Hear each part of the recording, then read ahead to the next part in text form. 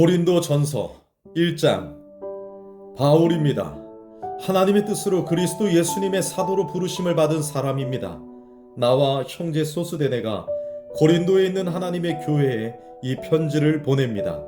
그리스도 예수님 안에서 거룩해진 분들이며 부르심을 받은 성도들인 여러분에게 말입니다. 더불어 곳곳에서 우리 주 예수 그리스도 이름을 부르며 기도하는 모든 분들에게도 보냅니다. 예수 그리스도께서는 그들과 우리의 주님이십니다. 은혜와 평화가 여러분에게 하나님 우리 아버지와 주 예수 그리스도께로부터 내리기를 빕니다. 나는 여러분을 두고 언제나 내 하나님께 감사드립니다. 그리스도 예수님 안에서 여러분에게 주신 하나님의 은혜를 생각해서입니다. 모든 면에서 여러분이 그분 안에서 부유해졌으니 말입니다. 온갖 말재주와 온갖 지식에서요. 그리스도에 관한 증언이 여러분 가운데에서 굳건하게 털을 잡았기 때문입니다. 그래서 여러분은 어떤 은혜의 선물에서도 모자람이 없으며 우리 주 예수 그리스도의 나타나심을 간절히 기다리고 있습니다. 그분은 여러분을 또한 끝까지 굳게 서도록 하셔서 우리 주 예수 그리스도의 날에 비난당할 것이 없도록 하실 분이십니다. 하나님은 신실하신 분이십니다. 하나님을 통해서 여러분은 부르심을 받아 하나님의 아들 예수 그리스도 우리 주님과 사귐을 가지게 되었습니다. 형제 자매 여러분, 우리 주 예수 그리스도 이름으로 여러분에게 권유합니다. 여러분은 모두 같은 말을 하십시오. 여러분 가운데 편이 갈라지는 일들이 없게 하십시오. 같은 생각과 같은 의견을 품고 재정비를 하십시오. 나의 형제 자매 여러분, 여러분에 대해 근로의 집 사람들이 나에게 알려주기를 분쟁이 여러분 가운데 있다고 했습니다. 내 말은 이런 뜻입니다. 곧 여러분이 저마다 나는 바울 편이다, 나는 아볼로 편이다, 나는 게바 편이다, 나는 그리스도 편이다 하고 말한다는 것입니다. 그리스도께서 조각조각 나뉘었습니까? 바울이 여러분을 위해 십자가에 매달리기라도 했단 말입니까? 또는 여러분이 바울의 이름으로 세례를 받기라도 했단 말입니까? 나는 하나님께 감사드립니다. 그리스보와 가이우스 말고는 여러분 가운데 아무한테도 세례 주지 않았다는 것을요. 그래서 아무도 내 이름으로 세례 받았다고 말할 수 없을 것입니다. 스테파나의 집 사람들한테도 세례를 주었군요. 그 밖에는 다른 아무에게도 세례 준 일을 알지 못합니다. 그리스도께서 나를 보내신 것은 세례를 주게 하시려는 것이 아니라 좋은 소식을 전하게 하시려는 것이었으니까요. 말의 지혜로 하라는 것이 아니었으니 그리스도의 십자가가 헛것이 되고 많은 일이 없도록 하신 것입니다. 십자가를 전하는 말씀이 멸망하는 사람들에게는 터무니없는 것이지만 구원받는 우리에게는 하나님의 능력이니까요. 성경에 이렇게 적혀 있으니 말입니다. 내가 지혜로운 사람들의 지혜를 없애버리고 영리한 사람들의 영리함을 내쳐버릴 것이다. 지혜로운 사람이 어디에 있습니까? 배운 사람이 어디에 있습니까? 이 세대의 논객이 어디에 있습니까? 하나님이 세상의 지혜를 허무맹랑한 것으로 만들어버리지 않으셨습니까? 하나님의 지혜에 둘러싸여 있으면서도 세상은 자기 지혜를 통해서 하나님을 알아보지 못했습니다. 그래서 하나님은 허무맹랑해 보이는 것, 곧 선포를 통해서 믿는 사람들을 구원하시는 것을 좋게 여기셨습니다. 유대야 사람들은 증표를 요구하고 그리스 사람들은 지혜를 찾습니다. 그렇지만 우리는 그리스도 곧 십자가에 매달리신 분을 선포하고 있습니다. 그리스도께서 십자가에 매달리셨다는 것은 유대야 사람들에게는 걸려 넘어지게 하는 일이고 다른 민족들에게는 허무맹랑해 보이는 일입니다. 그러나 유대야 사람이든 그리스 사람이든 부름받은 그 사람들에게는 그리스도가 하나님의 능력이요 하나님의 지혜이십니다. 하나님의 허무맹랑해 보이심이 사람들보다 더 지혜로운 것이고 하나님의 약해 보이심이 사람들보다 더 힘센 것이기 때문입니다. 형제자매 여러분, 여러분이 부르심을 받았을 때의 처지를 한번 생각해 보십시오. 사람들 기준으로는 지혜로운 사람이 많지 않았고 능력 있는 사람이 많지 않았고 신분 높은 사람이 많지 않았습니다. 반대로 세상의 바보 같은 것들을 하나님이 선택하셨습니다. 지혜로운 사람들을 창피하게 하시려고 한 것입니다. 또 세상의 약한 것들을 하나님이 선택하셨습니다. 힘센 것들을 창피하게 하시려고 한 것입니다. 세상의 신분 낮은 것들과 밖으로 밀려난 것들, 곧 없는 것들을 하나님이 선택하셨습니다. 있는 것들이 맥을 못 쓰게 하시려고 한 것입니다. 그리하여 어떤 사람도 하나님 앞에서 자랑하지 못하게 하셨습니다. 그러나 하나님이 해주신 일입니다. 여러분 자신들이 그리스도 예수님 안에 있게 된 것은 말입니다. 예수님은 우리에게 하나님으로부터 오는 지혜가 되신 분이십니다. 예수님 덕분에 우리는 의롭다고 인정받게 되었고 거룩하게 되었고 죄에서 풀려나게 되었습니다. 성경에 이렇게 적혀 있는 대로 되게 하신 것입니다. 자랑하는 사람은 주님을 자랑해야 합니다. 2장. 나 자신도 여러분한테 갔을 때 형제자매 여러분, 가서 하나님의 비밀을 여러분에게 널리 알리면서 말이나 지혜에 뛰어남을 끌어내지 않았습니다. 여러분 가운데 있으면서 나는 그 무엇도 알지 않기로 마음을 정했기 때문입니다. 예수 그리스도 그 십자가에 매달리신 이분 말고는요.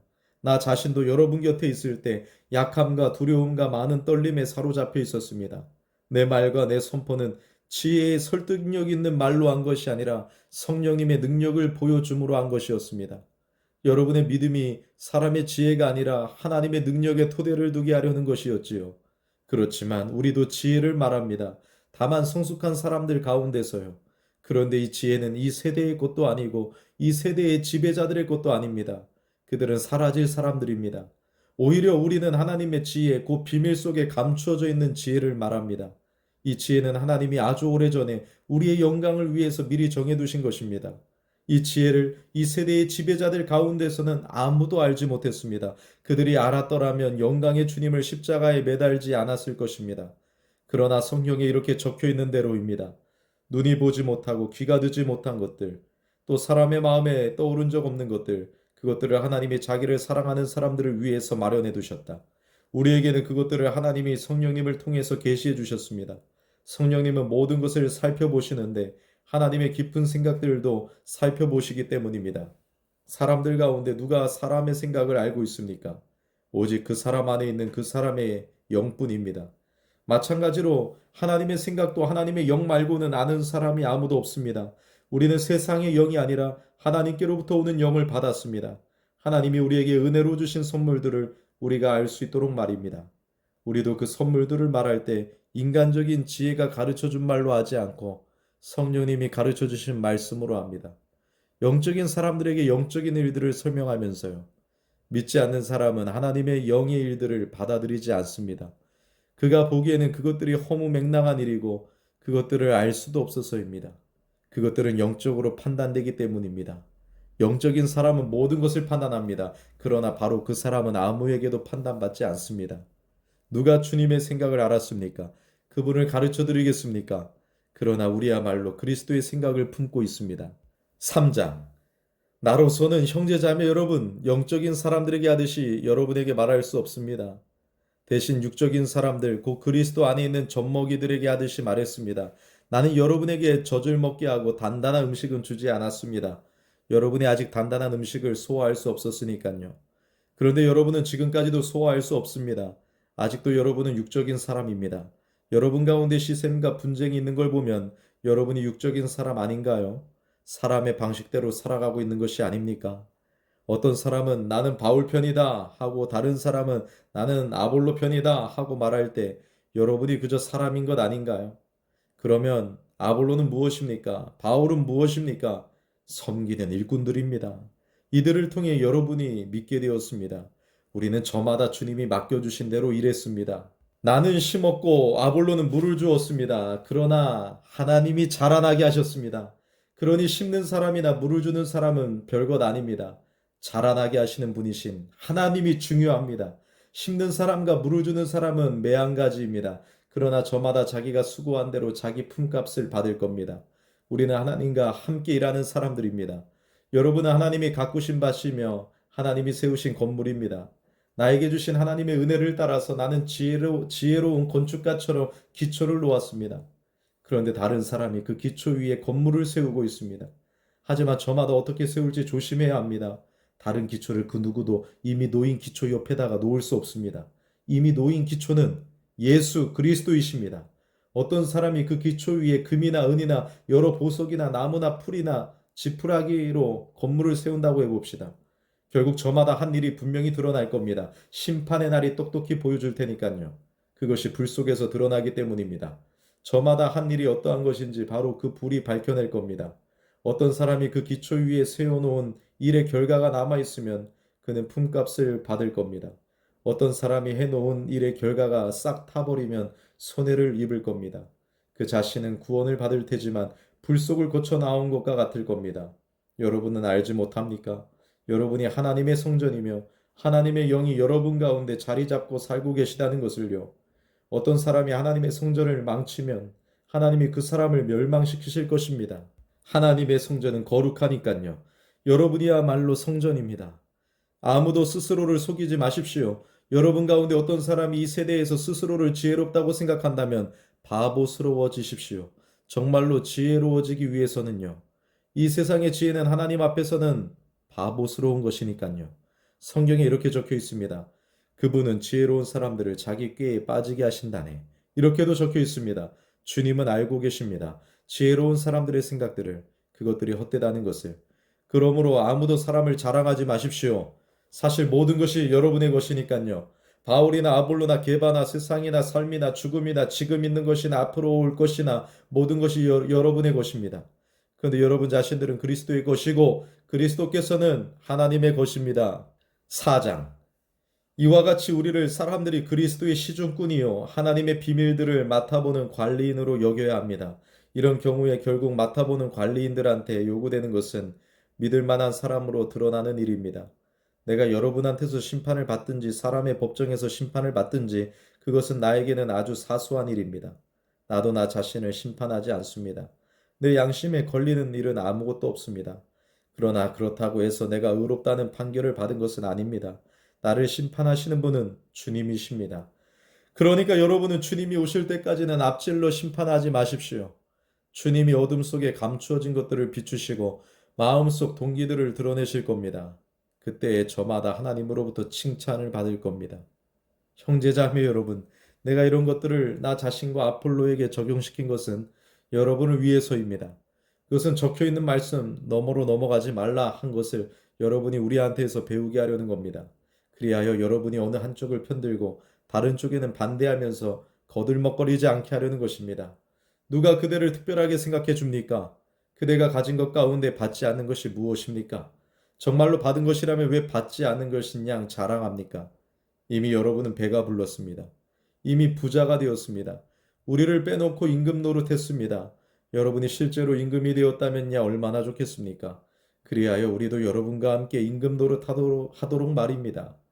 내가 생각하기에는 하나님이 사도들인 우리를 사형 선고받은 사람들처럼 가장 형편없는 사람으로 내보이신 듯합니다. 우리가 세상과 천사들과 사람들에게 구경거리가 되었기 때문입니다. 우리는 그리스도 때문에 허무맹랑해 보이는 사람인데 여러분은 그리스도 안에서 똑똑한 사람입니다. 우리는 약하지만 여러분은 힘이 셉니다. 여러분은 영광을 누리지만 우리는 무시당합니다. 지금 이 시간까지 우리는 굶주리고 목마르며 헐벗고 얻어맞고 떠돌아다닙니다. 우리 자신들의 손으로 일하면서 애씁니다. 욕을 먹을 때 복을 빌어줍니다. 박해를 받을 때 참아냅니다. 헐뜯는 말을 들을 때 부드럽게 응답합니다. 우리는 세상의 쓰레기처럼 되었습니다. 우리는 지금까지도 세상 모든 것들의 찌꺼기입니다. 내가 이런 것들을 써 보내는 것은 여러분을 부끄럽게 하려는 것이 아닙니다. 나의 사랑하는 자녀들로서 타이르려는 것입니다. 그리스도 안에서 여러분에게 1만 명의 돌봄 교사가 있더라도 아버지는 많지 않습니다. 그리스도 예수님 안에서 복음을 통하여 내가 여러분을 낳았으니까요. 그러므로 여러분에게 권유합니다. 나를 그대로 따라하는 사람이 되십시오. 이 때문에 내가 여러분에게 디모데를 보냈습니다. 디모데는 주님 안에서 나의 사랑하는 아들이고 믿을 만한 사람입니다.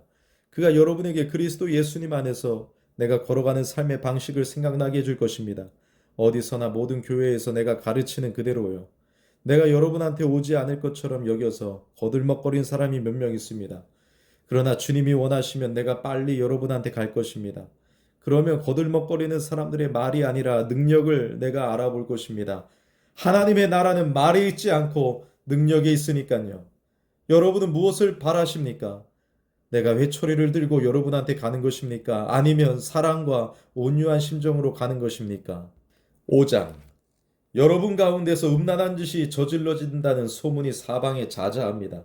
이런 음란한 짓은 다른 민족들 사이에서도 없는 그런 짓입니다. 어떤 사람이 아버지의 아내를 데리고 산다니요. 그런데도 여러분은 거들먹거리고 있습니다.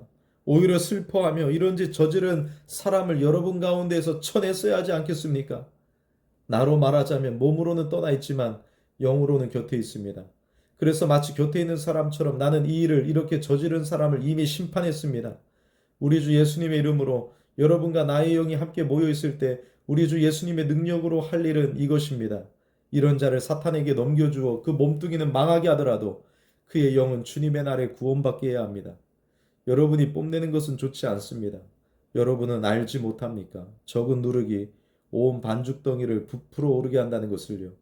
묵은 누룩을 깨끗이 없애버리세요. 그래서 새 반죽덩이가 되세요. 여러분은 누룩 없는 사람들이니까요. 우리의 넘는 명절 양으로 그리스도께서 희생되셨기 때문입니다. 그러니까 우리는 명절을 지킬 때 묵은 누룩으로 하지 맙시다. 나쁜 행동이나 악한 짓이라는 누룩으로도 하지 맙시다. 순수함과 진실함이라는 누룩 없는 빵으로 합시다. 내가 지난번 편지에서 여러분에게 써보내기를 음란한 짓 하는 사람들과 어울려 사귀지 말라고 했습니다. 이 세상에 음란한 짓 하는 사람들이나 탐욕을 부리는 사람들, 약탈이나 우상숭배를 하는 사람들과 전혀 사귀지 말라는 뜻은 아니었습니다. 그러려면 여러분이 세상 밖으로 나가 버려야 할 테니까요.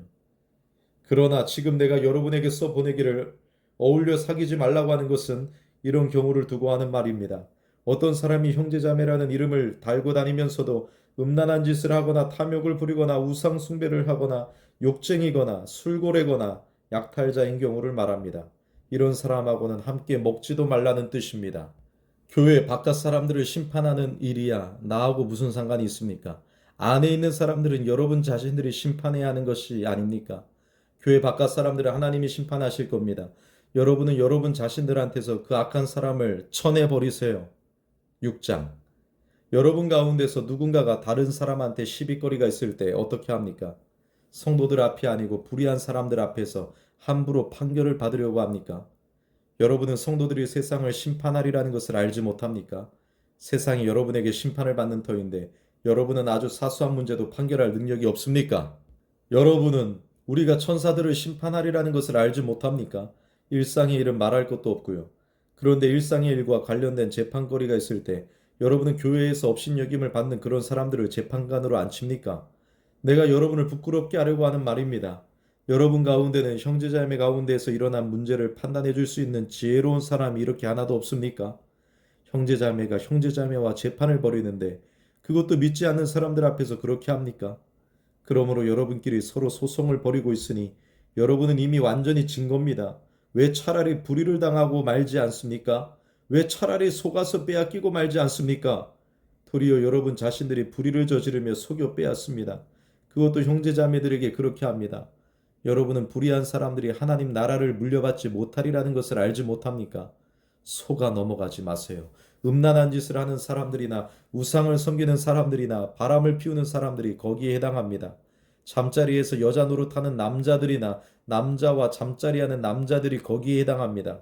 도둑들이나 탐욕을 부리는 사람들이나 술 주정뱅이들이나 욕쟁이들이나 약탈하는 사람들이 거기에 해당합니다. 그들은 하나님 나라를 물려받지 못할 겁니다. 그런데 여러분 가운데 더러운 그런 사람들이었습니다. 그러나 여러분은 말끔히 씻겨졌습니다. 거룩해졌습니다. 의롭다고 인정을 받았습니다. 주 예수 그리스도의 이름과 우리 하나님의 영을 힘입어서요. 모든 것이 나에게 허락되어 있다 라고들 합니다. 그러나 모든 것이 다 이로운 것은 아닙니다. 모든 것이 나에게 허락되어 있다 라고들 합니다. 그러나 나는 어떤 것들에게도 통제를 받지 않겠습니다. 음식물은 배를 위하여 있고 배는 음식물을 위하여 있다라고들 합니다. 그러나 하나님은 이것도 저것도 없애버리실 겁니다.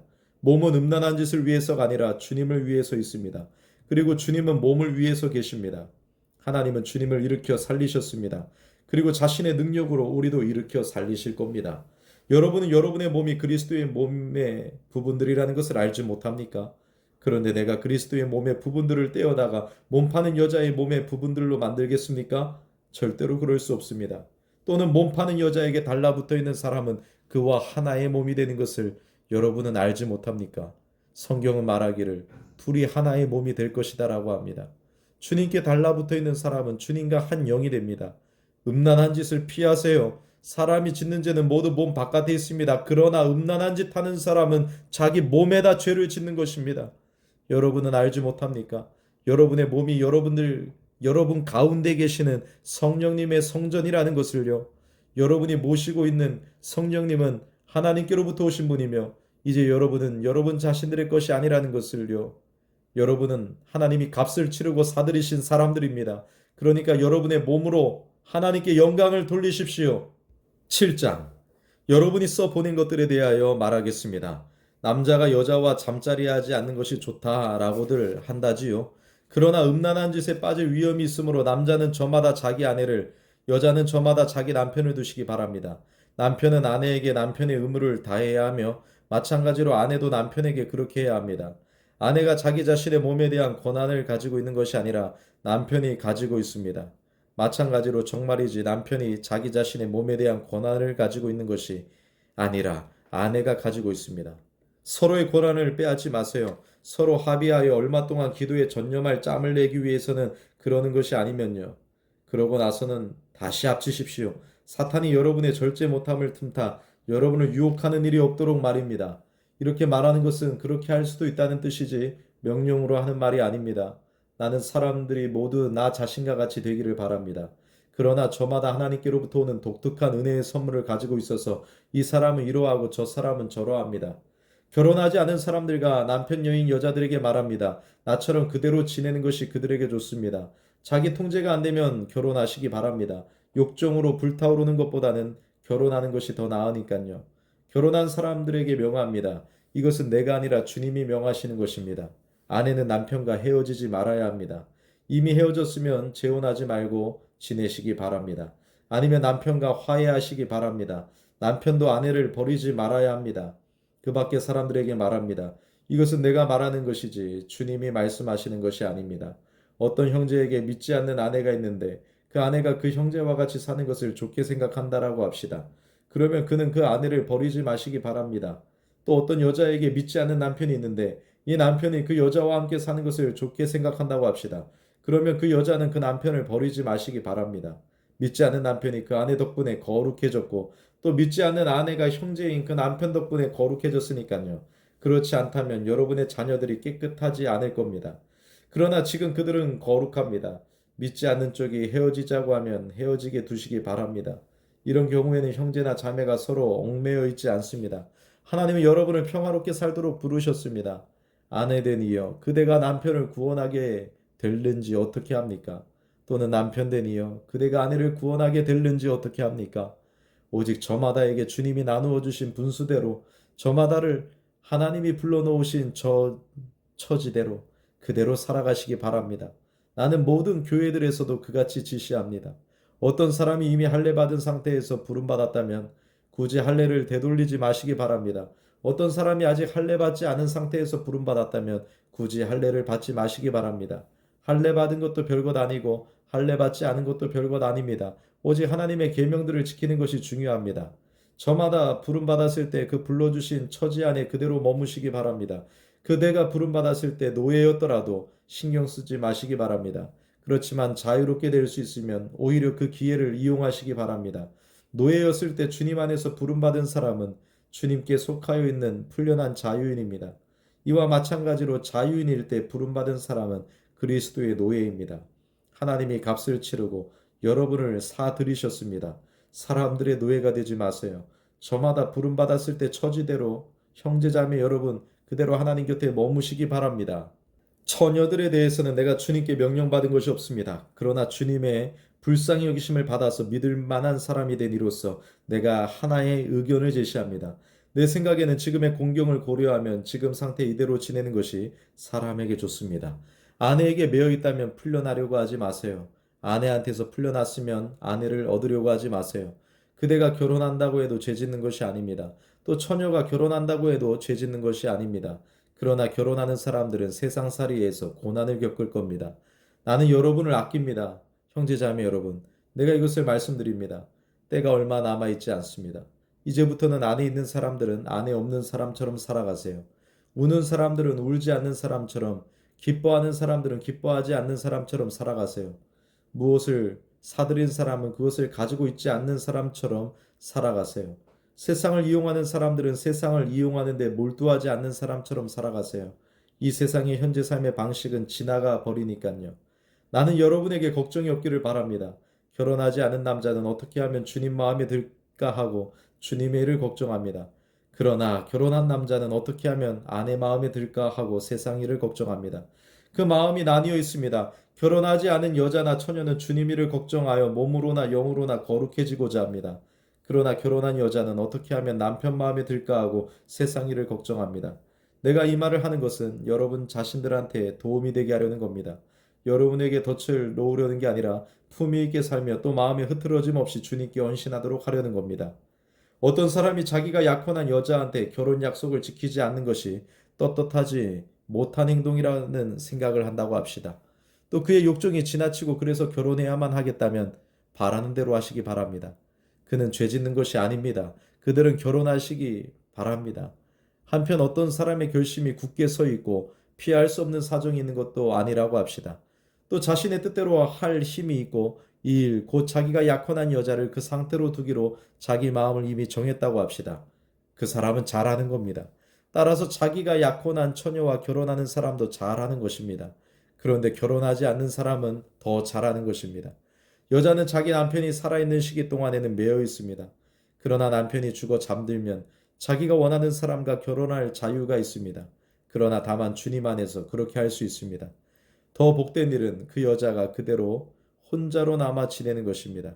나의 의견은 그렇습니다. 그런데 내 생각에 나한테도 하나님의 영이 있습니다. 8장 우상에게 바쳤던 재물에 대하여 말합니다. 우리 모두에게 지식이 있다라는 것을 우리가 알고 있습니다. 그러나 지식은 거들먹거리게 만들고 사람은 사람들을 바르게 세워줍니다. 어떤 사람이 뭔가를 알았다고 생각하면 아직도 그는 알아야 하는 대로 알지 못하는 것입니다. 어떤 사람이 하나님을 사랑하면 이 사람을 하나님이 알아주십니다. 그러므로 우상에게 바쳤던 재물을 먹는 것에 대하여 말할 때 우리는 알고 있습니다. 세상에 우상은 아예 없다라는 것과 하나님 한 분 말고는 신이 아예 없다라는 것을요. 하늘에나 땅에나 신이라 일컬어지는 이들이 있습니다. 이른바 신도 많고 주도 많이 있지요. 그러나 우리에게 신은 하나님 한 분, 곧 아버지가 계실 뿐입니다. 그분에게서 모든 것이 나옵니다. 우리 자신들이 존재하는 것도 그분을 위해서입니다. 또한 주도 예수 그리스도 한 분뿐입니다. 그분을 통해서 모든 것이 나옵니다. 우리 자신들이 존재하는 것도 그분을 통해서입니다. 그러나 모든 사람 안에 그 지식이 있지는 않습니다. 어떤 사람들은 아직까지도 우상을 섬기던 습관에 젖어 있어서 자기들이 먹는 고기를 우상에게 바쳐진 제물을 먹듯이 먹습니다. 그리하여 그들의 양심이 약함으로 더럽혀집니다. 그러나 음식은 우리를 하나님 곁에 세우지 못할 것입니다. 우리가 먹지 않는다고 해서 모자라게 되는 것도 아니고 먹는다고 해서 넘쳐나게 되는 것도 아닙니다. 그렇지만 조심하세요. 여러분의 이 권한이 약한 사람들에게 장애물이 되지 않도록 말입니다. 지식이 있는 그대가 우상 신전에서 자리 잡고 앉아야 먹는 것을 어떤 사람이 본다고 합시다. 그러면 약한 그 사람의 양심이 힘을 얻어 그가 우상에게 바쳤던 재물을 먹게 되지 않겠습니까? 그러면 그 약한 사람이 그대의 지식 때문에 망하게 되는 겁니다. 그는 형제입니다. 그를 위해 그리스도께서 죽으셨습니다. 이렇게 해서 여러분은 형제 자매들한테 죄를 짓고 그들의 약한 양심에 상처를 줍니다. 이리하여 여러분은 그리스도께 죄를 짓는 것입니다. 바로 이런 까닭에 음식이 내 형제 자매를 걸려 넘어지게 하는 것이라면 고기를 아예 영원히 먹지 않겠습니다. 내가 나의 형제 자매를 걸려 넘어지게 하는 일이 없도록 말입니다. 9장 내가 자유인이 아닙니까? 내가 사도가 아닙니까? 내가 예수님 곧 우리 주님을 뵙지 못했습니까? 여러분이야말로 주님 안에서 내가 이룩해 놓은 업적이 아닙니까? 내가 다른 사람들한테는 사도가 아닐지라도 적어도 여러분한테는 내가 사도입니다. 주님 안에서 내가 맡은 사도 직무를 인증하는 도장이 바로 여러분이니까요. 나를 신문하는 사람들한테 내놓는 나의 변론은 이것입니다. 우리에게는 먹고 마실 권리가 없단 말입니까? 우리에게는 다른 사도들과 주님의 형제들과 개박하듯이 믿는 자매인 아내를 데리고 다닐 권리가 없단 말입니까? 오직 나하고 바르나바한테만 일하지 않을 권리가 없는 겁니까? 도대체 누가 자기 비용을 들여서 군복무를 합니까? 포도밭을 일구고 그 열매를 먹지 않을 사람이 어디 있습니까? 또는 양떼를 치고 그 양떼의 젖을 먹지 않을 사람이 어디 있습니까? 내가 사람들의 방식대로 이런 것들을 말하는 것이 아니지 않습니까? 율법도 이런 것들을 말하지 않습니까? 모세의 율법에 이렇게 적혀 있잖아요. 소가 곡식을 밟아 떨 때에는 입에 망을 씌우지 마라. 하나님이 소를 걱정하시는 것이 아니지 않습니까? 확실히 우리 때문에 말씀하시는 것 아닙니까? 우리 때문에 이렇게 적혀 있는 겁니다. 밭을 가는 사람은 밭을 갈 때 마땅히 희망을 품을 수 있어야 한다.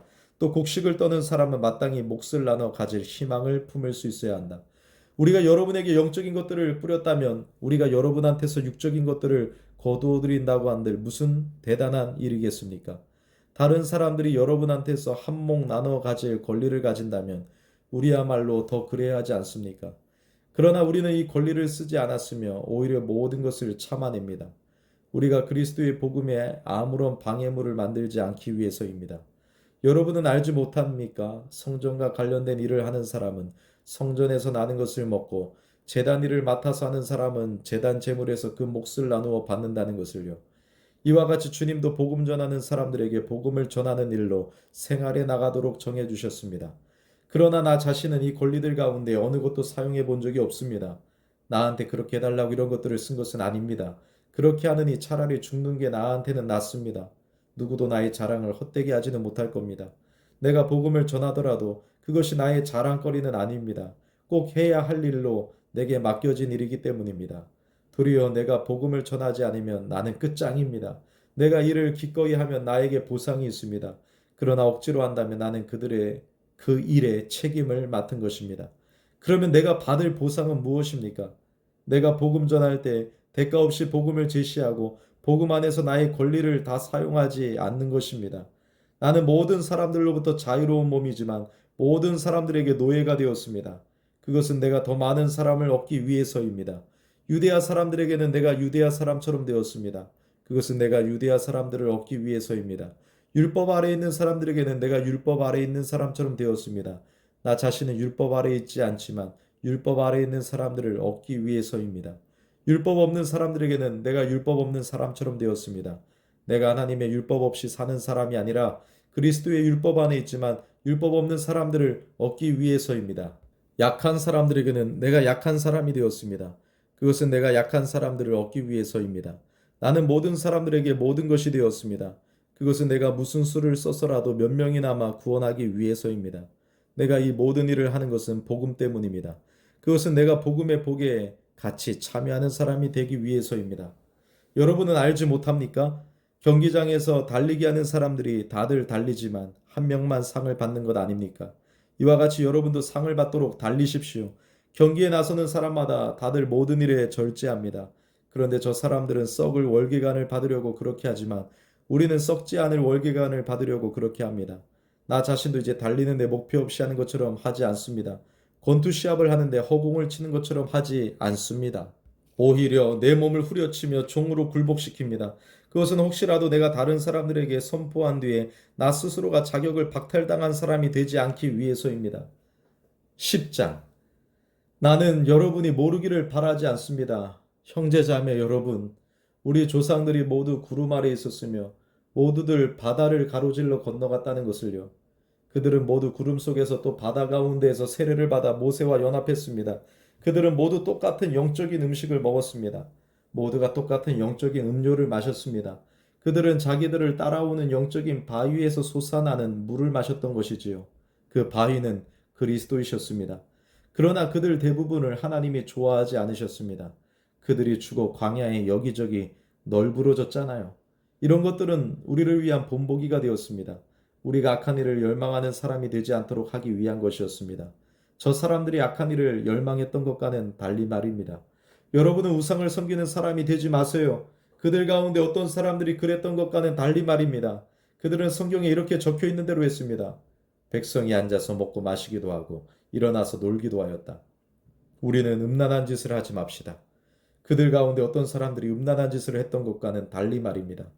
그들은 한날에 2만 3천 명이나 쓰러져 죽었지요. 그리스도를 함부로 떠보지 맙시다. 그들 가운데 어떤 사람들이 떠보았던 것과는 달리 말입니다. 그들은 뱀들한테 물려 죽었습니다. 여러분은 투덜대지 마세요. 그들 가운데 어떤 사람들이 투덜댔던 것과는 달리 말입니다. 그들은 파멸시키는 이한테 멸망했습니다. 이런 일들이 저 사람들에게 일어난 것은 본보기가 되도록 하려는 것입니다. 이것들이 성경에 기록된 것은 세대 끝에 다다른 우리를 가르치려는 것입니다. 그러므로 서 있다고 생각하는 사람은 넘어지지 않도록 조심해야 합니다. 사람이 보통 겪는 유혹 말고는 유혹이 여러분을 덮치지 않았습니다. 하나님은 신실하신 분이십니다. 하나님은 여러분이 힘에 벅차는 유혹을 받는 것을 허락하지 않으실 겁니다. 오히려 여러분이 유혹받을 때 빠져나갈 길을 내셔서 여러분이 견뎌낼 수 있게 해주실 겁니다. 이런 까닭에 나의 사랑하는 여러분, 우상 섬기는 일을 멀리 하세요. 나는 분별 있는 사람들에게 하듯이 말합니다. 여러분 스스로 내가 하는 말을 판단하세요. 우리가 그것을 두고 감사 기도를 드리는 그 축복의 잔은 그리스도의 피에 참여함이 아닙니까? 우리가 떼는 빵은 그리스도의 몸에 참여함이 아닙니까? 빵이 하나이기 때문에 우리는 여럿이라도 한 몸입니다. 우리 모두가 하나의 빵을 함께 나눠 먹으니까요. 이스라엘 사람들을 보십시오. 희생제물을 먹는 사람들은 제단에 참여하는 사람들이지 않습니까? 그러면 내가 무엇을 말하는 겁니까? 우상에게 바쳤던 제물이 뭐라도 된다는 것입니까? 또는 우상이 뭐라도 된다는 겁니까? 그렇지 않습니다. 그들이 바치는 제물은 귀신들에게 바치는 것이지 하나님께 바치는 것이 아닙니다. 그러나 나는 여러분이 귀신들과 사귐을 가지는 사람이 되기를 바라지 않습니다. 여러분이 주님의 잔과 귀신의 잔을 둘 다 마실 수는 없습니다. 여러분이 주님의 식탁과 귀신의 식탁 둘 다에 참여할 수는 없습니다. 또는 우리가 주님을 질투나시게 해야 하겠습니까? 우리가 주님보다 더 힘이 센 것은 아니잖아요. 모든 것이 허용되어 있다라고들 하지만 모든 것이 이로운 것은 아닙니다. 모든 것이 허용되어 있다라고들 하지만 모든 것이 사람들을 바르게 세워주는 것은 아닙니다. 누구라도 자기에게 이로운 일을 도모하지 말고 다른 사람에게 이로운 일을 도모하시기 바랍니다. 고기 시장에서 팔리는 것은 무엇이든 다 드세요. 양심을 위한답시고 캐물어 보는 일은 아예 하지 마세요. 주님에게 속하는 것이니까요. 땅과 거기에 가득한 것들이. 믿지 않는 사람 가운데 어떤 사람이 여러분을 초대해서 여러분이 가고자 한다고 합시다. 그러면 여러분 앞에 차려진 것은 무엇이든 다 드세요. 양심을 위한답시고 캐물어 보는 일은 아예 하지 마세요. 누군가 여러분에게 이것은 신전에서 바쳐져 도살된 것입니다 하고 말해준다면 드시지 마세요. 알려준 바로 그 사람과 그 양심을 위해서요. 내가 말하는 양심은 자기의 것이 아니라 다른 사람의 것입니다. 사실 무슨 이유로 내 자유가 다른 사람의 양심에 비추어 판단받아야 합니까? 나 자신이 감사하면서 먹는다면 내가 감사드리는 것에 대해서 왜 욕을 먹어야 합니까? 그러므로 먹든지 마시든지 무엇을 하든지 다 하나님의 영광을 위해서 하십시오. 여러분은 유대아 사람들에게도 그리스 사람들에게도 하나님의 교회에도 장애물이 되지 않도록 하십시오. 나 자신도 모든 일에 있어서 모든 사람의 마음에 들게 하려고 애쓰고 있듯이 말입니다. 나는 나 자신에게 이로운 것을 도모하지 않고 많은 사람에게 이로운 것을 도모합니다. 그것은 그들이 구원받도록 하기 위해서입니다. 11장. 여러분은 나를 그대로 따라하는 사람들이 되십시오. 나도 역시 그리스도를 그대로 따라한 것처럼요. 나는 여러분을 칭찬합니다. 여러분이 모든 면에서 나를 기억하고 있으며 내가 여러분에게 전해준 대로 전통들을 굳게 붙잡고 있으니까요. 그런데 나는 여러분이 알기를 바랍니다. 모든 남자의 머리는 그리스도이시고 여자의 머리는 남자이며 그리스도의 머리는 하나님이시라는 것을 말입니다. 어떤 남자든 기도하거나 예언할 때 머리를 가린다면 그는 자기 머리를 창피하게 하는 것입니다. 어떤 여자든 기도하거나 예언할 때 머리를 덮어 가리지 않으면 그는 자기 머리를 창피하게 하는 겁니다. 그것은 머리를 밀어버린 것과 매 한 가지이니까요. 여자가 머리를 덮어 가리지 않으려면 깎아버려야 합니다. 머리를 깎거나 미는 것이 여자에게 창피한 일이라면 덮어 가려야 합니다. 남자는 머리를 덮어 가려서는 안 됩니다. 그는 하나님의 모습과 영광이니까요. 한편 여자는 남자의 영광입니다. 남자가 여자한테서 난 게 아니라 여자가 남자한테서 났으니까요. 여자를 위해서 남자가 창조된 것이 아니라 남자를 위해서 여자가 창조되었으니까요. 이런 까닭에 여자는 천사들 때문에 자기 머리에 권위의 표를 지녀야 합니다. 그러나 주님 안에서는 남자 없이 여자가 있지 않고 여자 없이 남자가 있지도 않습니다.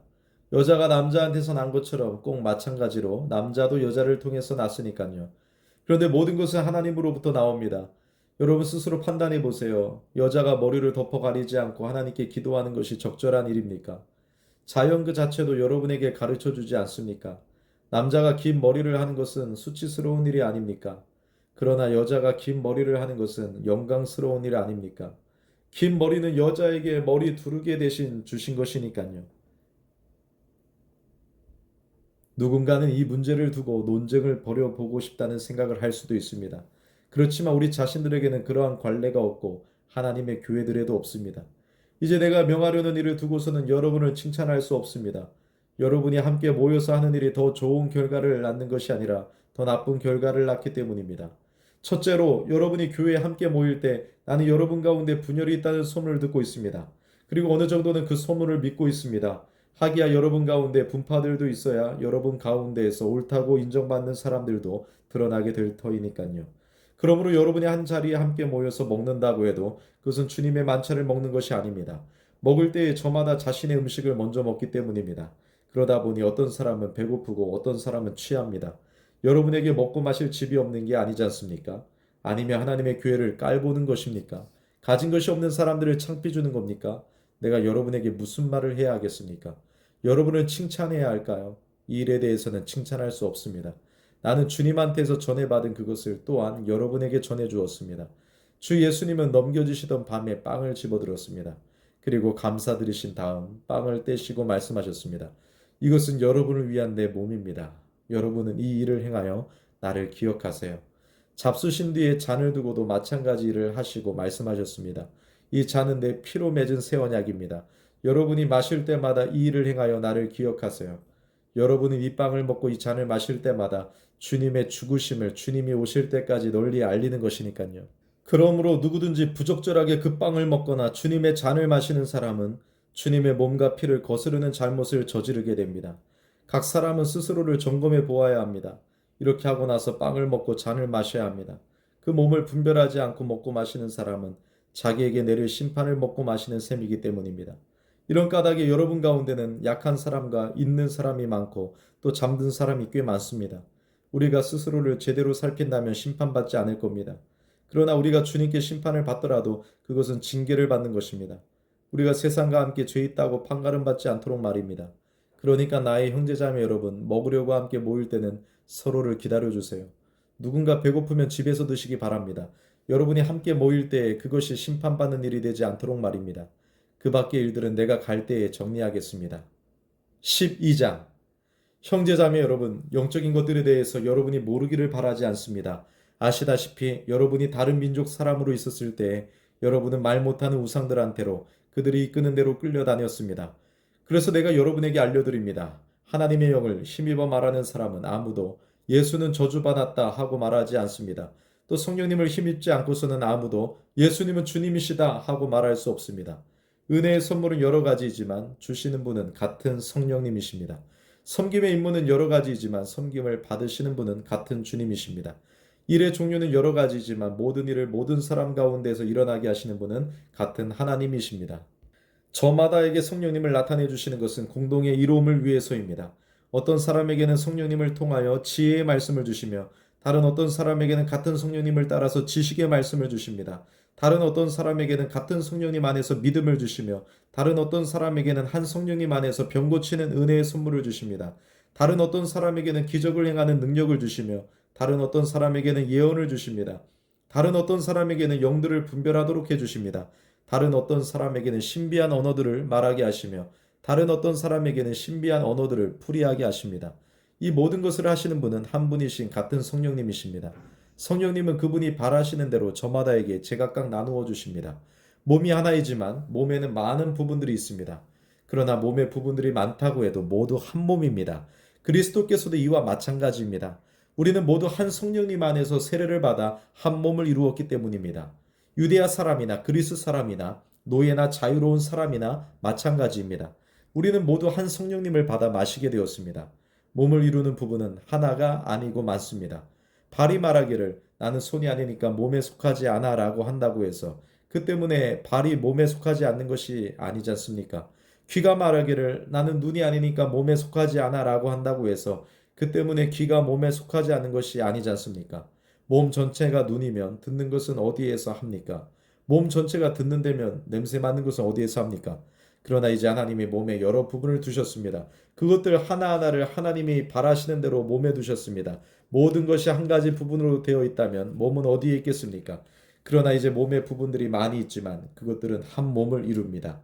눈이 손에게 말하기를 난 내가 필요 없어 라고 할 수 없습니다. 머리도 두 발에게 말하기를 난 너희가 필요 없어 라고 할 수 없습니다. 오히려 몸에서 더 약해 보이는 부분들이 더더욱 꼭 있어야 합니다. 우리 생각에 몸에서 더 훌륭해 보이는 것들, 이것들을 우리가 더 넘치는 영광으로 둘러서 감싸줍니다. 우리 몸에 볼품없는 부분들이 더 넘치도록 품격 있게 꾸며집니다. 우리 몸에 보기 좋은 부분들은 그렇게 할 필요가 없습니다. 그러나 하나님은 조화롭게 몸을 만드셨는데 모자라는 부분에 더 넘치는 영광을 주셨습니다. 그리하여 몸에 분열이 생기지 않게 하셨으며 여러 부분들이 똑같이 서로를 위해 보살피게 하셨습니다. 그래서 몸의 한 부분이 고통을 겪으면 모든 부분이 함께 고통을 겪습니다. 한 부분이 영광을 받으면 모든 부분이 함께 기뻐합니다. 여러분은 그리스도의 몸이며 한 분 한 분은 그 몸의 여러 부분입니다. 하나님이 교회의 일꾼들을 세우셨는데 첫째는 사도들이요, 둘째는 예언자들이요, 셋째는 교사들입니다. 다음으로는 기적을 행하는 사람들이요, 다음으로는 병 고치는 은혜의 선물을 받은 사람들, 돕는 사람들, 행정 맡은 사람들, 신비한 언어들을 말하는 사람들입니다.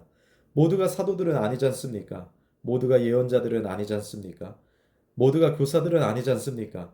모두가 기적을 행하는 사람들은 아니지 않습니까? 모두가 병 고치는 은혜의 선물을 가질 수는 없지 않습니까? 모두가 신비한 언어들로 말할 수는 없지 않습니까?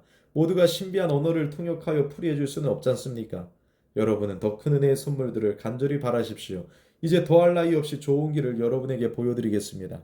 13장. 내가 사람의 여러 언어와 천사의 언어로 말한다 하더라도 나에게 사랑이 없으면 나는 울리는 징이나 땡땡거리는 꽹가리에 지나지 않습니다. 내가 예언의 능력을 갖고 있고 모든 비밀과 모든 지식을 알며 산을 옮길 만한 모든 믿음을 갖고 있다 하더라도 나에게 사랑이 없으면 나는 아무것도 아닙니다. 나에게 있는 것을 서서히 다 나누어 주고 또 자랑하려고 나의 몸마저 내준다 하더라도 나에게 사랑이 없으면 나에게는 아무런 이득이 없습니다. 사랑은 참습니다. 다정합니다. 사랑은요, 시샘하지 않습니다. 사랑은 우쭐대지 않습니다. 거들먹거리지 않습니다. 무례하게 행동하지 않습니다. 자기 이익을 추구하지 않습니다. 화내지 않습니다. 나쁜 일을 당해도 원한을 품지 않습니다. 불의를 기뻐하지 않으며 진리와 함께 기뻐합니다. 모든 경우에 감싸줍니다. 모든 경우에 믿음을 잃지 않습니다. 모든 경우에 희망을 품습니다. 모든 경우에 견뎌냅니다. 사랑은 결코 사라지지 않습니다. 예언들 그것들은 없어질 것입니다. 신비한 언어들 그것들도 그칠 것입니다. 지식들 그것들도 없어질 것입니다. 우리는 부분적으로 알고 있으며 부분적으로 예언하기 때문입니다. 그러나 온전한 것이 올 때에는 부분적인 것은 없어질 것입니다. 나는 어린아이였을 때에는 어린아이처럼 말하고 어린아이처럼 생각하고 어린아이처럼 궁리했습니다. 그러나 어른이 되었을 때에는 어린아이의 일을 버렸습니다. 우리가 아직은 거울을 통해서 흐릿하게 보고 있지만 그때에는 얼굴과 얼굴을 마주하여 보게 될 것입니다. 아직은 내가 부분적으로 알고 있지만 그때에는 온전히 알게 될 것입니다. 하나님이 나를 온전히 알고 계신 것처럼 말입니다. 그런데 이제는 믿음, 소망, 사랑 이 세 가지가 남아 있습니다. 이 가운데 으뜸은 사랑입니다. 14장. 여러분은 사랑을 뒤쫓아 구하십시오. 성령님의 선물들을 열망하십시오. 특히 예언할 수 있기를 열망하십시오. 신비한 언어로 말하는 사람은 사람들에게 말하는 것이 아니라 하나님께 말씀드리는 것이기 때문입니다. 어떤 사람도 알아듣지 못하니까요. 그는 성령님을 힘입어서 신비한 것들을 말하는 것입니다. 그러나 예언하는 사람은 사람들에게 말하는 것입니다. 사람들을 세워주고 북돋아주고 달래줍니다. 신비한 언어로 말하는 사람은 자신을 세웁니다. 그러나 예언하는 사람은 교회의 형제자매들을 세워줍니다. 나는 여러분 모두가 신비한 언어로 말하기를 바랍니다. 그렇지만 더 바라는 것은 여러분이 예언하는 것입니다. 신비한 언어로 말하는 사람보다 예언하는 사람이 더 낫습니다. 누가 그 언어를 풀이해 주어서 교회의 형제자매들이 세움을 받는 경우가 아니라면 말입니다. 그런데 이제 형제자매 여러분, 내가 여러분한테 가서 신비한 언어로 말한다고 합시다. 그렇다고 하더라도 내가 계시나 지식이나 예언이나 가르침을 가져다 주는 말을 여러분에게 하지 않는다면 내가 여러분에게 무슨 도움이 되겠습니까? 마찬가지로 팔이든 필이든 기타든 생명 없는 악기들이 소리를 낼 때 그 음조들이 차이가 나지 않는다면 필이나 기타가 내는 가락을 어떻게 구별할 수 있겠습니까? 나팔이 불분명한 소리를 내면 누가 전투준비 태세를 갖추겠습니까? 이와 같이 바로 여러분도 신비한 언어로 뜻이 분명하지 않은 말을 한다면 사람들이 그 말을 어떻게 알아듣겠습니까? 여러분은 허공에 대고 말하는 셈이 되니까요. 세상에는 말의 종류가 엄청나게 많습니다. 그렇지만 뜻이 없는 말은 하나도 없습니다. 그런데 내가 그 말의 의미를 알지 못한다면 그 말을 하는 사람에게 내가 외국인이 되고 그 말을 하는 사람도 나에게 외국인이 될 것입니다. 여러분 자신들도 이와 마찬가지입니다. 여러분은 성령님의 선물들을 열망하는 사람들이므로 교회의 형제자매들을 세우는 일을 위하여 더욱 넘치게 받도록 노력하십시오. 그러므로 신비한 언어로 말하는 사람은 그 뜻풀이도 할 수 있도록 기도하시기 바랍니다. 내가 신비한 언어로 기도하면 나의 영이 기도하는 것입니다. 나의 깨우침에는 아무 열매가 없습니다. 그렇다면 내가 어떻게 해야 하겠습니까? 나는 영으로 기도하겠지만 또한 맑은 정신으로도 기도할 겁니다. 영으로 찬송하겠지만 또한 맑은 정신으로도 찬송할 겁니다. 그대가 영으로 감사 기도를 드린다면 믿어보려고 그 자리에 참석한 초심자가 그대의 감사에 어떻게 아멘하고 말하겠습니까? 그대가 무슨 말을 하는지 알지 못하니 말입니다. 그대 자신은 감사를 잘 드린다 하더라도 다른 사람은 세움을 받는 것이 아닙니다. 나는 하나님께 감사드립니다. 여러분 모두보다 신비한 언어로 더 많이 말하는 것에 대해서요. 그러나 교회에서는 나는 신비한 언어로 1만 마디 말을 하기보다 맑은 정신으로 5마디 말을 하고 싶습니다. 다른 사람들도 듣고 배울 수 있도록 말입니다. 형제자매 여러분, 이해하는 일에서는 어린아이가 되지 말고 나쁜 일에는 젖먹이가 되십시오. 그러나 이해하는 일에서는 성숙한 사람이 되십시오. 율법에 이렇게 적혀 있습니다. 내가 여러 낯선 언어와 여러 낯선 말씨로 이 백성에게 말할 것이다. 그런데도 그들은 이렇게도 내 말을 듣지 않을 것이다. 주님이 말씀하십니다. 그래서 그 신비한 언어들은 믿는 사람들이 아니라 믿지 않는 사람들에게 증표입니다. 그러나 예언은 믿지 않는 사람들이 아니라 믿는 사람들을 위한 증표입니다. 이제 온 교회가 한자리에 모여서 모두가 신비한 언어로 말한다고 합시다. 그때 믿어보려는 초심자들이나 믿지 않는 사람들이 들어온다면 그들은 여러분이 미쳤다고 말하지 않겠습니까? 그런데 모두가 예언을 한다고 합시다. 그때 어떤 믿지 않는 사람이나 믿어보려는 초심자가 들어온다면 그는 모두에게 잘못을 지적받고 모두에게 심판을 받습니다. 그의 마음에 감추어진 것들이 드러나게 됩니다. 이래하여 그는 얼굴을 땅에 대고 하나님께 엎드려 절하면서 과연 하나님이 여러분 가운데 계십니다 하고 널리 알릴 겁니다. 형제자매 여러분, 그렇다면 어떻게 해야 하겠습니까? 여러분이 함께 모일 때 저마다 하는 일이 있습니다. 각자 찬송하거나 가르치거나 계시를 알리거나 신비한 언어로 말하거나 신비한 언어를 풀이하기도 합니다. 근데 모든 것이 형제자매들을 세우는데 보탬이 되게 하시기 바랍니다. 누군가가 신비한 언어로 말한다면 2명 또는 많아야 3명이 차례대로 하시기 바랍니다. 그리고 한 사람은 그 뜻을 풀이해 주시기 바랍니다. 뜻을 풀이해 주는 사람이 없으면 교회에서는 입을 다무시기 바랍니다. 혼자 있을 때 하나님만 들으실 때 말하시기 바랍니다. 예언자들은 2이나 3이서 말하시기 바랍니다. 다른 사람들은 그 뜻을 분별하시기 바랍니다. 앉아있는 다른 사람에게 계시가 내리면 먼저 하던 사람은 입을 다무시기 바랍니다. 여러분 모두 차례대로 한 사람씩 예언할 수 있기 때문입니다. 모두가 배우고 모두가 격려를 받도록 말입니다. 예언자들의 영은 예언자들에게 통제를 받습니다. 하나님은 무질서의 하나님이 아니라 평화의 하나님이시기 때문입니다. 성도들의 모든 교회에서 그러하듯이 여자들은 교회에서 입을 다무시기 바랍니다. 여자들에게는 말하는 것이 허락되어 있지 않으니까요. 여자들은 질서 아래에서 잘 따르기 바랍니다. 율법도 그렇게 말합니다. 무언가 배우기를 바란다면 집에서 자신의 남편한테 물어보시기 바랍니다. 교회에서 말하는 것은 여자에게 부끄러운 일이니까요. 하나님의 말씀이 여러분한테서 나왔습니까? 여러분한테만 내렸습니까? 누군가 스스로를 예언자나 영적인 사람으로 생각한다면 내가 여러분에게 써보낸 것들이 주님의 계명이라는 것을 인정하시기 바랍니다. 누군가 그것을 인정하지 않으면 하나님도 그를 인정하지 않으십니다. 그러므로 나의 형제자매 여러분, 예언하기를 간절히 바라십시오. 또 신비한 언어로 말하는 것을 막지 마십시오. 모든 일들이 제대로 또 질서를 따라 이루어지게 하시기 바랍니다. 15장 형제자매 여러분, 내가 여러분에게 좋은 소식으로 전했던 복음을 여러분에게 환기시켜 드립니다. 그 복음을 여러분도 전해받았으며 그 복음 안에 여러분도 서 계십니다. 그 복음을 통해서 여러분도 구원받았습니다. 내가 여러분에게 좋은 소식으로 전한 그 말씀을 굳게 잡고 있으면 말입니다. 그렇지 않으면 여러분은 헛되이 믿은 것이 되고 말 겁니다. 나도 전해받은 것을 내가 여러분에게 최우선으로 전해드렸으니까요.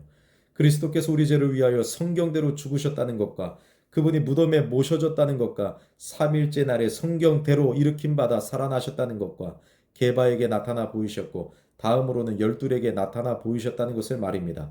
그런 다음으로 그리스도께서 500명이 넘는 형제자매들에게 한꺼번에 나타나 보이셨습니다. 그들 가운데 대부분이 지금까지 살아남아 있습니다. 더러는 잠들기도 했지만요. 그런 다음으로 야고보에게 나타나 보이셨고 그 다음으로 모든 사도들에게 나타나 보이셨습니다. 그런데 맨 나중에 이른 둥이나 다름없는 나에게도 나타나 보이셨습니다. 나야말로 사도들 가운데 가장 끄트머리입니다. 사도라고 불릴 만하지도 못한 사람입니다. 하나님의 교회를 박해했기 때문입니다. 하나님의 은혜로 나는 지금의 내가 되었습니다. 그리고 나에게 베푸신 하나님의 은혜가 헛되지 않았습니다. 오히려 내가 모든 사도들보다 더 많이 힘들여 일했습니다. 그러나 그렇게 한 것은 나 자신이 아니라 나와 함께 하신 하나님의 은혜입니다. 그러므로 나나 저들이나 우리는 이렇게 선포하고 있으며 여러분은 이렇게 믿었습니다.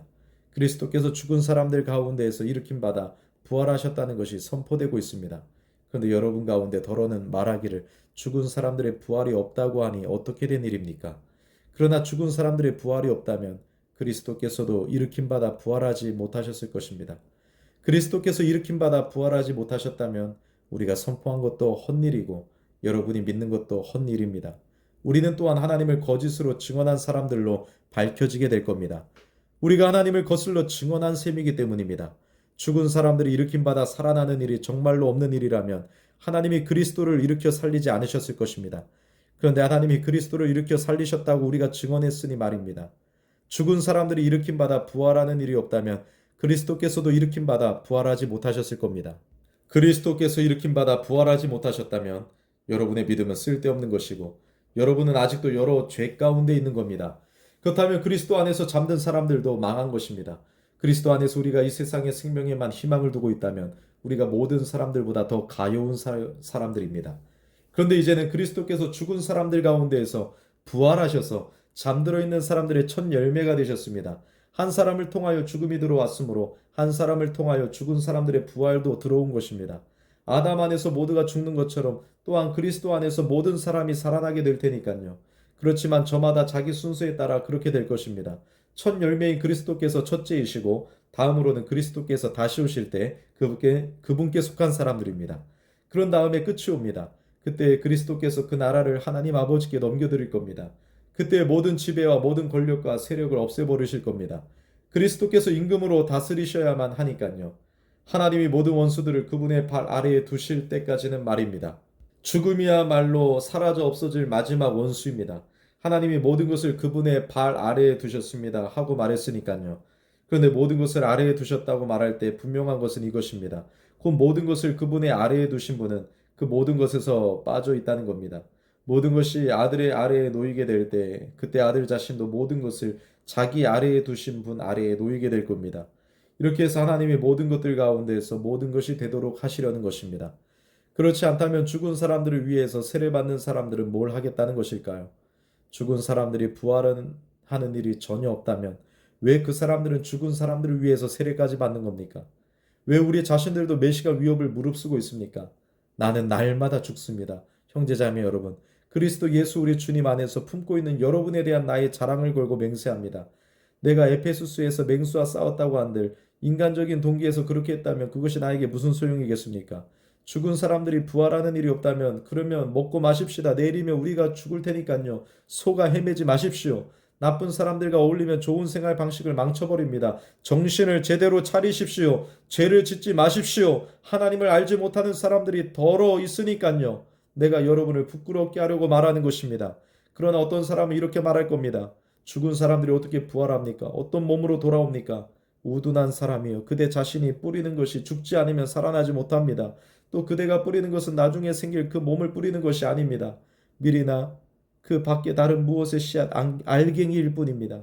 그런 하나님이 주시고 싶은 대로 씨앗의 몸을 주시는데 씨앗들 하나하나에게 그 나름의 몸을 주십니다.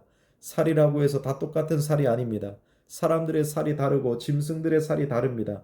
새들의 살이 다르고 물고기들의 살이 다릅니다. 하늘에 속한 몸들이 있고 땅에 속한 몸들이 있습니다. 하늘에 속한 것들의 영광이 다르고 땅에 속한 것들의 영광이 다릅니다. 해의 영광이 다르고 달의 영광이 다르고 별들의 영광이 다릅니다. 별과 별 사이에도 영광의 차이가 있으니까요. 죽은 사람들의 부활도 마찬가지입니다. 썩을 것으로 뿌려지지만 썩지 않을 것으로 부활합니다. 보잘것없는 것으로 뿌려지지만 영광스러운 것으로 부활합니다. 약한 것으로 뿌려지지만 강력한 것으로 부활합니다. 자연에 속한 몸으로 뿌려지지만 영적인 몸으로 부활합니다. 자연에 속한 몸이 있다면 영적인 몸도 있습니다. 마찬가지로 성경에 이렇게 적혀 있기도 합니다. 첫사람 아담은 생명체가 되었다. 그런데 마지막 아담은 생명을 주시는 영이 되셨습니다. 그러나 먼저 있었던 것은 영적인 것이 아니라 자연에 속한 것이었습니다. 그 다음으로 영적인 것이 있었습니다. 첫 사람은 땅에서 나와서 흙의 사람이고 둘째 사람은 하늘에서 나셨습니다. 그 첫 번째 흙의 사람이 어떠하면 그 밖의 흙의 사람들도 그러합니다. 그 첫 번째 하늘에 속한 분이 어떠하면 그 밖의 하늘에 속한 사람들도 그러합니다. 우리가 흙의 사람인 그의 모습을 지녔던 것처럼 하늘에 속한 그분의 모습도 지니게 될 겁니다.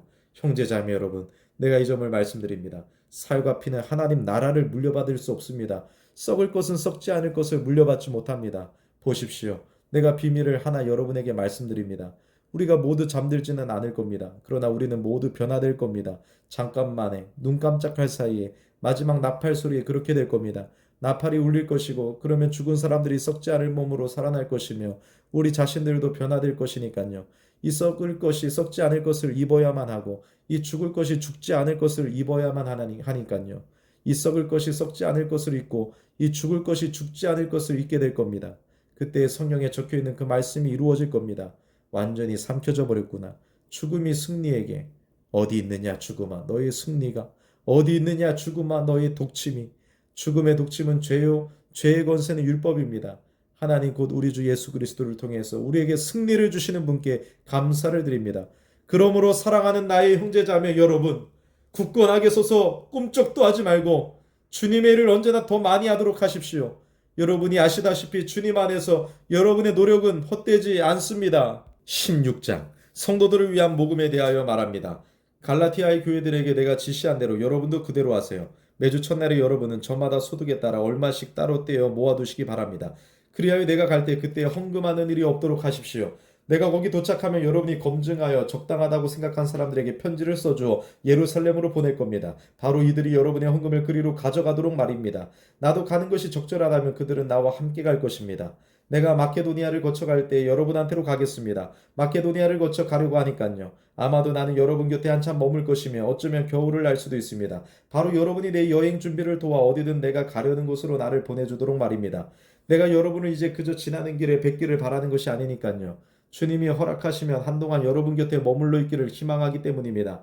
나는 오순절까지 에페소스에 머물러 있을 겁니다. 문이 나에게 활짝 열려 있으니까요. 크고 가능성 있는 문입니다. 그러나 맞서는 사람들도 많이 있습니다. 디모데가 가면 잘 보살펴 주십시오. 그가 두려움 없이 여러분 곁에서 지낼 수 있도록 말입니다. 디모데는 나와 마찬가지로 주님의 일을 하고 있기 때문입니다. 그러므로 아무도 그를 무시하지 마십시오. 그의 여행 준비를 도와 나한테 오도록 평안히 보내주십시오. 형제자매들과 함께 나는 디모데를 애타게 기다리고 있으니까요. 형제 아폴로에 대해서 말씀드립니다. 내가 그를 강력하게 권유해서 형제자매들과 함께 여러분한테 가라고 했습니다. 그러나 그는 지금은 가고 싶은 생각이 조금도 없습니다. 그러나 좋은 기회가 오면 갈 겁니다. 깨어 있으십시오. 믿음 안에 서 있으십시오. 용기를 내십시오. 강해지십시오. 여러분의 모든 일이 사랑으로 이루어지게 하시기 바랍니다. 형제자매 여러분, 내가 여러분에게 권유합니다. 여러분은 스테파나의 가정을 알고 있습니다. 그 가정은 아카이아에서 맺은 첫 열매이며 성도들을 섬기는 데 몸을 바쳤습니다. 여러분도 이런 사람들의 지위를 인정하십시오. 또 이들과 함께 일하며 애쓰는 모든에게도 그렇게 하십시오. 스테파나와 포르투나토스와 아카이코스가 와 있어서 나는 기쁩니다. 이 사람들이 여러분의 빈자리를 완전히 메꾸어 주었기 때문입니다. 그들이 나의 영과 여러분의 영을 쉬게 해주었으니까요. 그러므로 여러분은 이런 사람들을 알아주십시오. 속주 아시아에 있는 교회들이 여러분에게 안부를 전합니다. 아킬라와 프리스카가 자기들의 집에서 모이는 교인들과 함께 여러분에게 진심을 모아 안부를 전합니다. 모든 형제자매들이 여러분에게 안부를 전합니다. 거룩한 입맞춤으로 서로 안부를 전하십시오. 이 인사는 나 바울이 손수습니다. 누구든지 주님을 좋아하지 않는 사람은 저주를 받아 마땅합니다. 마라나타, 우리 주님 오십시오. 주 예수님의 은혜가 여러분과 함께하기를 빕니다. 나의 사랑이 그리스도 예수님 안에서 여러분 모두와 함께 있습니다. 아멘.